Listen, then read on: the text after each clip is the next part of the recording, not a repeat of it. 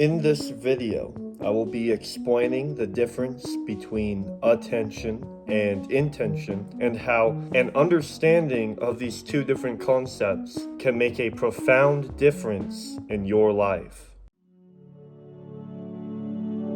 Attention is the act of focusing your mental energy into something external. For example, your attention is being focused to either a screen or monitor.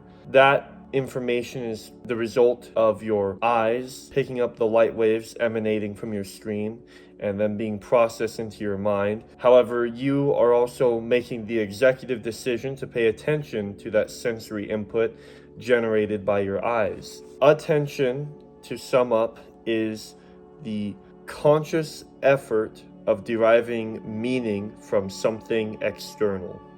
I should also note too that attention doesn't have to always be a conscious effort. It can also be unconscious, and that is why many companies spend billions of dollars for advertisement, because they understand this effect very well and how it builds their brand and gets you to spend more, especially with a trust in their brand name. Intention is the utilization of willpower to bring about desired outcomes. Usually these desired outcomes stimulate our attention in some sort of way.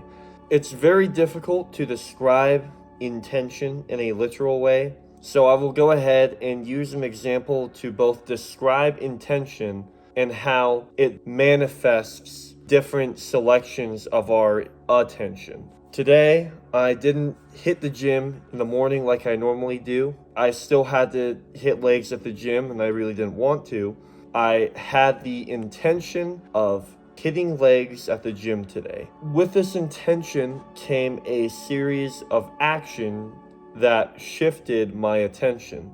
So to describe what that looked like, I got my shoes on and I drove to the gym. And when I was finally at the gym, I did the work and got my workout done. Now, what I just described to you was a series of shifts in attention, starting from me putting my shoes on and ending with me doing the work at the gym and finally leaving. All of those sets of actions and shifts of attention were derived from one intention.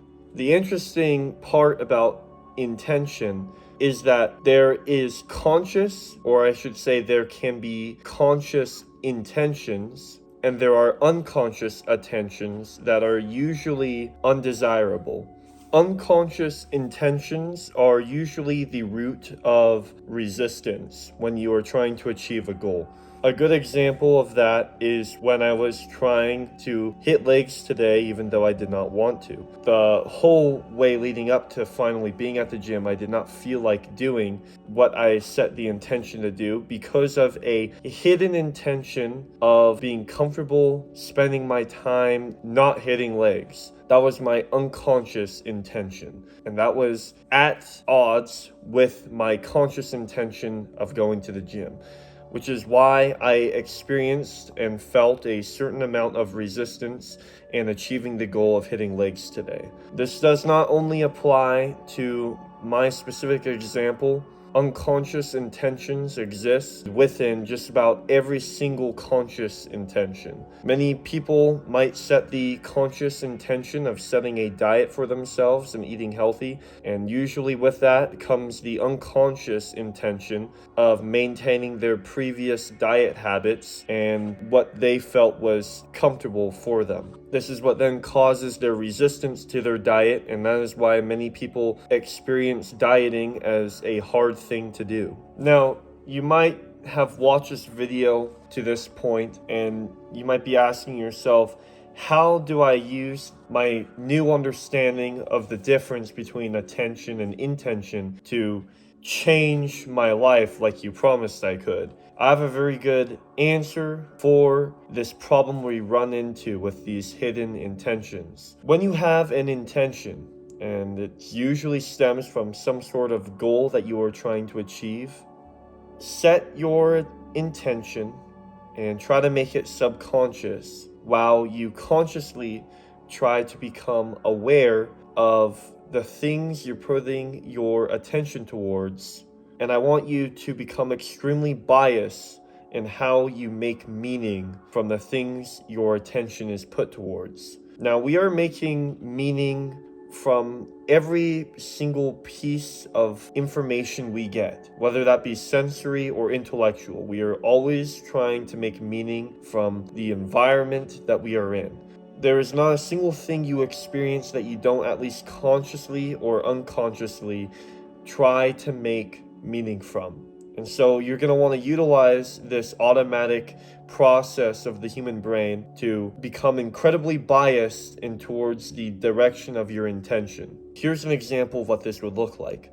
If you set the intention to make a consistent dieting habit that is healthier from your current dieting habit, this will require change, and it will probably reveal to you a hidden intention to maintain your previous dieting habits. So what you will do to counteract this is you will set your intention to be healthier in your diet and then become aware of the things your attention is pulled towards. You will probably find that your attention will be pulled towards habitually in accordance to your old intentions regarding your old comfortable dieting habits. And what you will have to do consciously is reframe the way your attention is being brought towards those old things so that it is consistent with your new intention. If I have a old dieting habit of eating ice cream and I decide I will not eat ice cream anymore, anytime my attention is drawn towards ice cream and perhaps the desire to eat ice cream,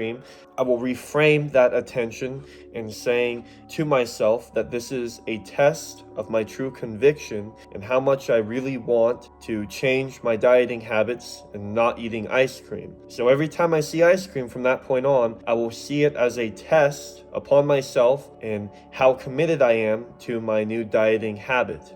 When I have positive changes in my intention, maybe when I've recognized that I've gone 3 days without eating ice cream, I can reinforce that attention that my mind is brought towards by affirming it and saying, I've done a great job because now I do not eat ice cream anymore.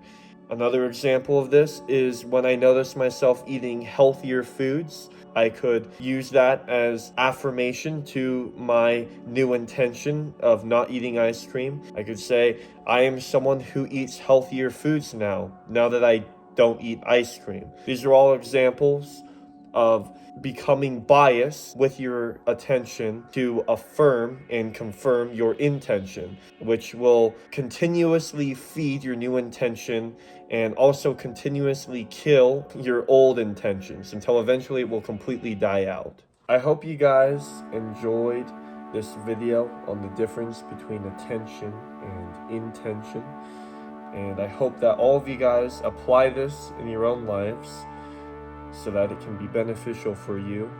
And I hope to see some of your own success stories in the comment section below, which I will be replying to each and every single one of those that I can, by the way. And I will see you guys in the next video. Bye-bye.